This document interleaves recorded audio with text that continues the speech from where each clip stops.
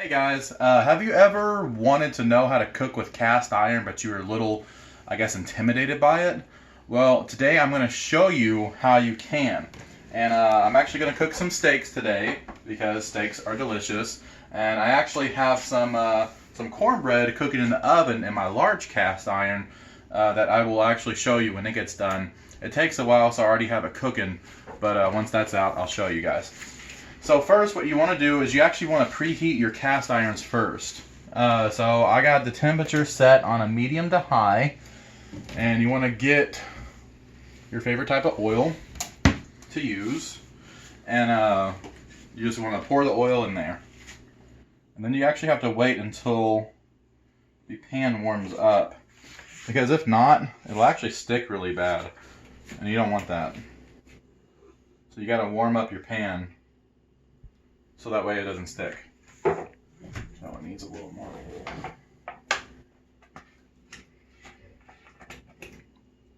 Now, cooking with cast iron is a really fun thing that I like, just because its versatility is, I wouldn't say endless, but it's pretty large.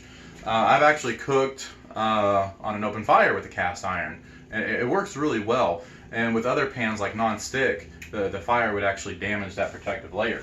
But with cast iron, it's just a solid piece of metal that can really take a lot of heat.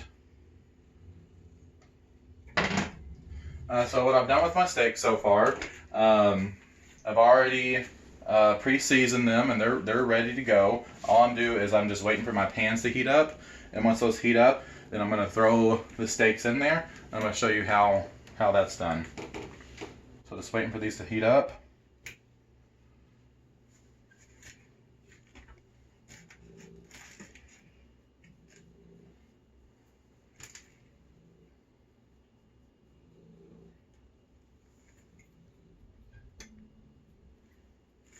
Okay, so our pan is heated up. You can tell it's lightly smoking a little bit here. So what I'm going to do is, since this steak is biggest, I'm going to go ahead and take this and I'm going to lay it in the pan away from me. Just real gentle. Now, I've already seasoned the top, so I got to season the bottom because I didn't get to that part yet. So we're just going to season the bottom real quick.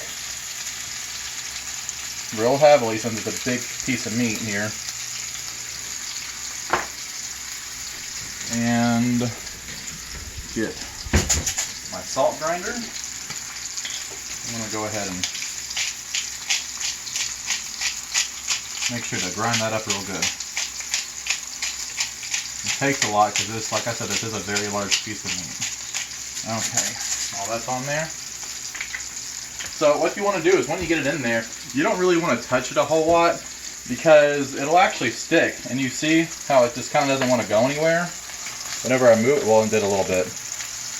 But that's because there is actually like a browning or a caramelization going on underneath the underside of the steak. And we want that to set so we can get a nice crispy layer. And that's one good thing about cast iron, because you can get that nice good crispy layer. Alright, this pan is heated, so let's get our other steak in. Same thing, top side in first. And it's a little too hot. Let's turn that down. I'm going to go ahead and salt and pepper this thing.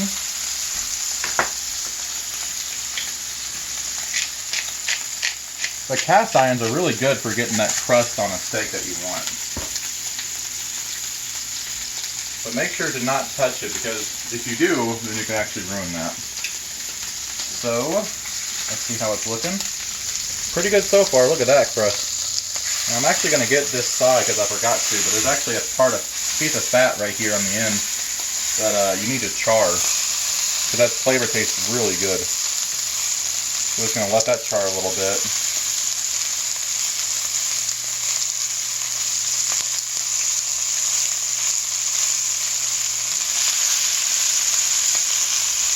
Now the reason I chose cast iron cooking is because, like I was saying earlier, it's a really versatile piece of utensil in your kitchen. You can do a lot with it, and I like to take it camping with me too. Ooh, that's going good. Look at that. There we go. That's looking pretty good. But I like to take mine camping because it's, I mean, yeah, it's heavy, but it's actually a really good thing to have on you just because you could do so much with it. Alright guys, so I'm going to flip my steak now because look at that nice juicy crust. And so what I'm going for is actually like medium rare to a medium rare. And a way to test that is you can actually do that with your hand. And for a rare, it's you touch your pointer finger to your thumb, and that's about how a rare would feel right there. And that is medium rare to medium, I think. And if you touch your ring finger to your thumb, that is a medium well. And pinky, you can tell how it doesn't move a lot. That's about how a well done steak would feel. So as you can tell, that's pretty close to medium rare. See how it's pushing in kind of like my thumb was? Yeah, so that's looking good. These are a little too warm, so let's turn this down a bit. Alrighty, so this is looking great, guys. Now my cornbread is almost done, so that's great.